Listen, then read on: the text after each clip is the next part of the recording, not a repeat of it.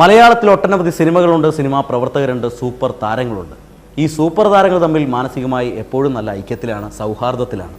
എന്നാൽ ഇവരുടെ ആരാധകർ തമ്മിലോ പലപ്പോഴും മാനസികമായി വൈരാഗ്യങ്ങൾ ഉണ്ടായേക്കാം, മത്സരങ്ങൾ ഉണ്ടായേക്കാം. ഇവിടെ ഇതാ രണ്ട് ഫാൻസ് അസോസിയേഷനുകൾ തമ്മിൽ മത്സരിക്കുകയാണ്. തങ്ങളുടെ താരങ്ങളിൽ ആരാണ് വലുത് എന്ന് തീരുമാനിക്കുന്നതിന് വേണ്ടി ആ ഫാൻസ് അസോസിയേഷനുകളുടെ മത്സരത്തിലേക്ക് നമുക്കൊന്ന് പങ്കുചേരാം.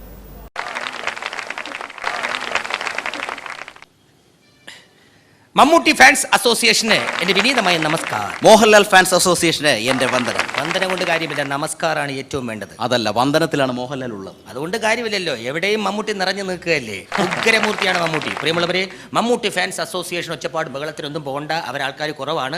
വേണമെങ്കിൽ കുറച്ച് ആൾക്കാർ അപ്പുറത്തേക്ക് കയറിയിരുന്നുള്ളൂ. മോഹൻലാൽ ഫാൻസ് അസോസിയേഷന്റെ പകുതി മെമ്പേഴ്സ് ഒന്നും വന്നിട്ടില്ല. ഏതായാലും പ്രിയമുള്ളവരെ, മലയാള സിനിമയിൽ മാധവനായും മദ്യവയസ്കനായും മദ്യപാനിയായും ഉത്തമ കുടുംബ നായകനായും സുഹൃത്തായും ഒക്കെ മലയാള സിനിമയിൽ വിന്നിത്തിളങ്ങുന്ന മഹാസാഗരത്തിനുടമയാണ് മമ്മൂട്ടി. മമ്മൂട്ടി അഭിനയിച്ച നിരവധി സിനിമകൾ കണ്ടുകൂട്ടണമെങ്കിൽ ഈ ഒരു ജന്മം പോരാ. അത്രയ്ക്കും സിനിമകളാണ് മഹാനടനായ മമ്മൂട്ടി ചെയ്തു കൂട്ടിയിട്ടുള്ളത്.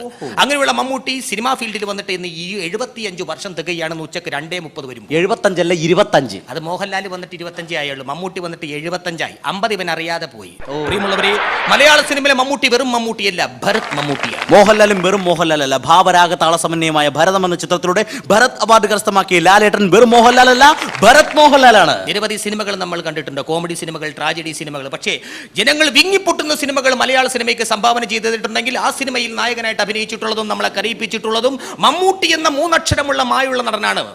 ട്രാജഡി സീനിൽ മമ്മൂട്ടിയാണെങ്കിൽ കോമഡി സീനിൽ ഏറ്റവും കൂടുതൽ ചിരിപ്പിക്കുന്നത് ലാലേട്ടനാണ്. മമ്മൂട്ടി ജനിച്ചു വളർന്നത് കൊച്ചിയിലാണെന്ന് നിങ്ങൾ ഓർക്കണം.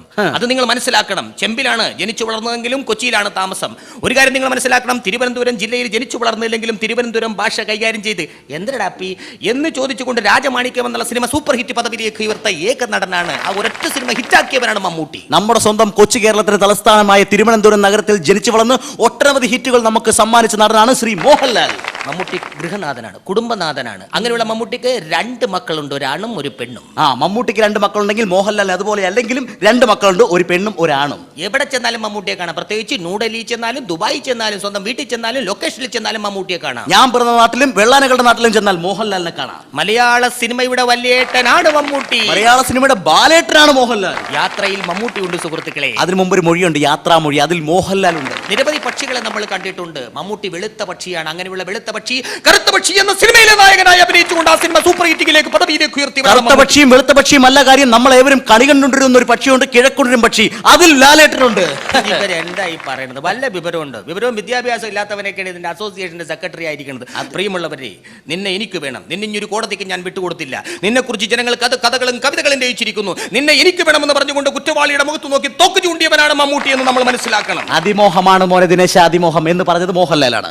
അതുകൊണ്ട് കാര്യമില്ല, സെൻസ് വേണം, സെൻസിബിലിറ്റി വേണം എന്ന് നമ്മൾ പറഞ്ഞു പഠിച്ചിരിക്കുന്നത് മമ്മൂട്ടിയാണ്. ആ പബ്ലിസിറ്റി ഒരു നായകനില്ലെന്നാണ് ഞാൻ പറയാൻ പോകുന്നത്. നിങ്ങളില്ലാതെ എനിക്ക് എന്താ ആഘോഷം എന്ന് പറഞ്ഞതും ഒരു ശരാശരി മലയാളിയോട് വൈകിട്ട് എന്താ പരിപാടി എന്ന് ചോദിച്ചതും ലാലേട്ടനാണ്. വൈകിട്ട് എന്താ പരിപാടി എന്ന് മാത്രമേ മോഹൻലാൽ ചോദിച്ചിട്ടുള്ളൂ. രാവിലെ പരിപാടികളുണ്ട്, ഉച്ചക്ക് പരിപാടികളുണ്ട്, രാത്രി എന്താ പരിപാടി എന്ന് മമ്മൂട്ടി മാത്രമേ നിങ്ങളോട് ചോദിച്ചിട്ടുള്ളൂ എന്ന് നിങ്ങൾ മനസ്സിലാക്കണം സുഹൃത്തുക്കളെ. പക്ഷേ ഇതാരും പുറം ലോകം അറിഞ്ഞിട്ടില്ല. സ്വന്തം ഫോൺ നമ്പർ പോലും ശരാശരി മലയാളികൾക്ക് മുന്നിൽ വെട്ടി തുറന്ന് പറഞ്ഞയാളാണ് Mohanlal. My phone number is 2255. എത്രയാണ്? 2255.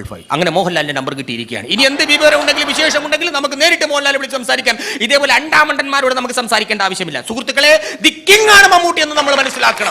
മനസ്സിൽ കുറ്റബോധം തോന്നുമ്പോൾ ചെയ്യുന്നതെല്ലാം യന്ത്രമായിരിക്കും എന്ന് പറഞ്ഞതും ലാലേട്ടനാണ്. എന്തോന്ന് പറയാൻ കിടക്കണം. എത്ര ഡയലോഗാണ് മമ്മൂട്ടി നമുക്ക് വെച്ചിരിക്കുന്നത്.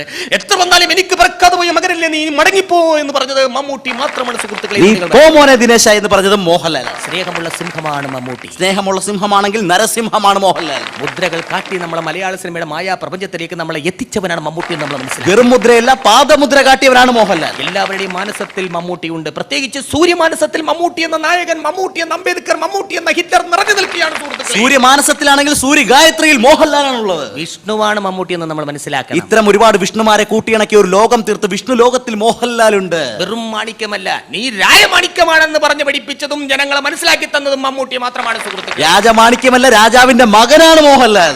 എന്തിനടപ്പ് ഇവന് വല്ല വിവരമുണ്ടോ? രാക്ഷസ രാജാവാടാ മമ്മൂട്ടി, രാവണ പ്രഭുവാടാ മോഹൻലാൽ. കാഴ്ചയിൽ മമ്മൂട്ടി ഉണ്ട്. കാഴ്ചയില്ലാത്തവരുടെ സിനിമയായ ഗുരുവിൽ മമ്മൂട്ടി ഉണ്ടടാ. ഗുരു എനിക്കിപ്പോ കാണുന്ന ഗുരുവാണ് നിന്നെ. എടാ ഒരു കാര്യം നീ മനസ്സിലാക്കണം, മലയാള സിനിമയുടെ വിധേയനാണ് മമ്മൂട്ടി. മലയാള സിനിമയുടെ അധിപനാണ് മോഹൻലാൽ. ചരിത്രങ്ങൾ എക്കാലവും നമ്മൾ മനസ്സിൽ സൂക്ഷിക്കാറുണ്ട് തങ്കലിപികളാൽ എഴുതിയിട്ട്. അങ്ങനെ വെച്ച് നോക്കുമ്പോൾ മലയാള സിനിമയുടെ ചരിത്രത്തിലും മലയാള സിനിമ എന്ന ചരിത്രം എന്ന പേരുള്ള സിനിമയിലും മമ്മൂട്ടി എന്ന നായകൻ നിറഞ്ഞു നിൽക്കുകയാണ് സുഹൃത്ത്. മലയാള സിനിമയുടെ ചിത്രം എടുത്തു നോക്കിയാൽ അതിൽ മോഹൻലാൽ ഉണ്ട്, മലയാള സിനിമയായ ചിത്രത്തിൽ മോഹൻലാൽ ഉണ്ട്. ഇവൻ എന്നെ കൊണ്ടേ പോവുള്ളൂ. ഹരികൃഷ്ണൻ ഒരു കാര്യം ചെയ്യാം, നമ്മ ഇവിടെ കിടന്ന് വായിട്ടലച്ച് തർക്കിച്ചിട്ട് ഒരു കാര്യമില്ല. മമ്മൂട്ടി തന്നെയാണ് സൂപ്പർ നടൻ, നമുക്കാണ് സമ്മതിച്ചു കൊടുക്കാം. ഞങ്ങളും സമ്മതിച്ചു. മമ്മൂട്ടിയല്ല ലാലേട്ടനാണ് സൂപ്പർ എന്ന് ഞങ്ങൾ സമ്മതിച്ചിരിക്കുക. അത് വേണ്ട, മമ്മൂട്ടി ഫാൻസ് അസോസിയേഷന്റെ പിള്ളേര് ലോറിക്ക് ഇവിടെ ഇറങ്ങി വന്നിട്ടുണ്ട്. ഞങ്ങൾ ലോറിക്കല്ല കണ്ടെയ്നറിനാണ് വന്നിറങ്ങിയിരിക്കുന്നത്. മോഹൻലാൽ ഫാൻസ് അസോസിയേഷന്റെ പിള്ളേര് അവരുടെ പ്രകടനം കാണുമ്പോൾ ഉള്ളാവുന്നത് കൊടുത്തു വിട്ട് അവർ പറഞ്ഞു വിട്ടേക്ക്. ഓക്കെ, അപ്പൊ അങ്കത്തട്ടി കാണാം. അങ്കത്തട്ടിലല്ല, ഇവിടെ വെച്ച് കാണാം. ആരാണ് താരമെന്ന്? ഇതാ ഞങ്ങളുടെ മമ്മൂട്ടി ഫാൻസ് അസോസിയേഷന്റെ ജനറൽ സെക്രട്ടറി, കൺവീനർ, ട്രഷറർ, ഖജാൻജി, വൈസ് പ്രസിഡന്റ് ഒന്നും ഇവനല്ല, എല്ലാം ഞാൻ തന്നെയാണ്. മമ്മൂട്ടി അഭിനയിച്ച സിനിമകൾ ഏതാണെന്ന് വ്യക്തമാക്കി ഇവൻ യോദ്ധ എന്ന പടത്തിലെ പാട്ടിന്റെ ഈണത്തിൽ പാടി കേൾപ്പിക്കും. അത് കണ്ടിട്ട് ചങ്ക് തകരരുത്. ഓഹോ, ഈ നിൽക്കുന്നത് ആരാണെന്ന് മനസ്സിലായ? ഇല്ല. ഞങ്ങൾ മോഹൻലാൽ ഫാൻസ് അസോസിയേഷന്റെ നെടുന്തൂണാണ് ഈ നിൽക്കുന്നത്. അയ്യോ, ഇവനെയൊക്കെ ഏതെങ്കിലും കെട്ടിടത്തിന് കൊണ്ടുപോയി ഇട്ടുകൂടെടാ. അപ്പൊ ഏതായാലും ഒരു കാര്യം ഞാൻ വ്യക്തമായിട്ട് പറയാം മോനെ, എന്തെങ്കിലും സംഭവിച്ചാൽ ഞാൻ ബസ് സ്റ്റാൻഡിൽ കാണും, നമ്മുടെ വണ്ടി അവിടെയാണ് കിടക്കുന്നത്. അപ്പൊ പാടി അങ്ങോട്ട് തകർത്തിട്ട് അങ്ങോട്ട് പോരും. പേടിക്കേണ്ടത്, മമ്മൂട്ടിയാണ് ഇന്ത്യയിൽ ഏറ്റവും കൂടുതൽ ചിത്രത്തിൽ അഭിനയിച്ചത്. നമുക്ക് തെളിയിച്ചു കൊടുക്കാന്നേ. അവനങ്ങനെ തെളിയിച്ചു കൊടുക്കും. ഒരു കാര്യം ഞാൻ പറഞ്ഞേക്കാം, മോഹൻലാലാണ് ഏറ്റവും കൂടുതൽ പടത്തിൽ അഭിനയിച്ചേക്കണതെന്നും ഏറ്റവും നന്നായി അഭിനയിച്ചേക്കണത് ഈ പാട്ടോട് തെളിയിച്ചു കൊടുത്തേക്കണം. ഏത് പാട്ടാണ് അവൻ പിടിക്കണത്? യോധ തന്നെ നമ്മൾ പിടിച്ചാൽ മതി. എന്തെങ്കിലും പ്രശ്നങ്ങൾ പറ്റിയ സ്പോട്ട് തെറ്റിയ എന്നെ നോക്കണ്ട, ഞാൻ വീട്ടിൽ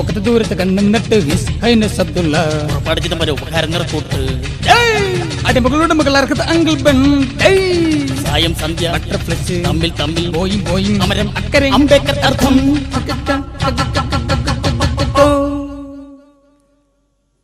പടയോട്ടം പടകിടി പരമ്പരപാധേയം പുലി വരുന്ന പുലി പ്രത്യേകം ശ്രദ്ധിക്കുക.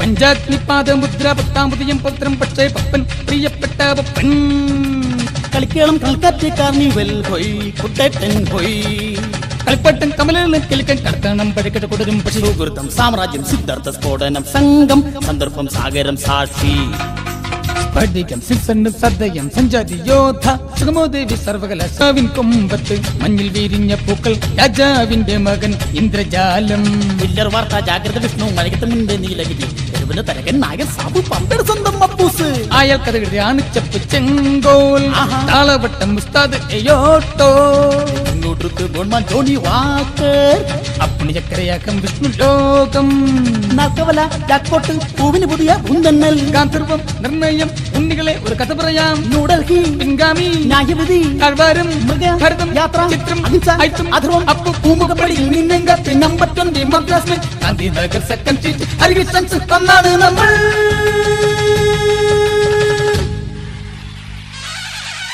പടയോട്ടം പടകിൽ പരമ്പരപാധേയം പുലി വരുന്നേ പുലി പ്രത്യേകം ശ്രദ്ധിക്കുക. പഞ്ചാഗ്നി പാദമുദ്ര പത്താം ഉദയം പുത്രം പക്ഷേ പപ്പൻ പ്രിയപ്പെട്ട പപ്പൻ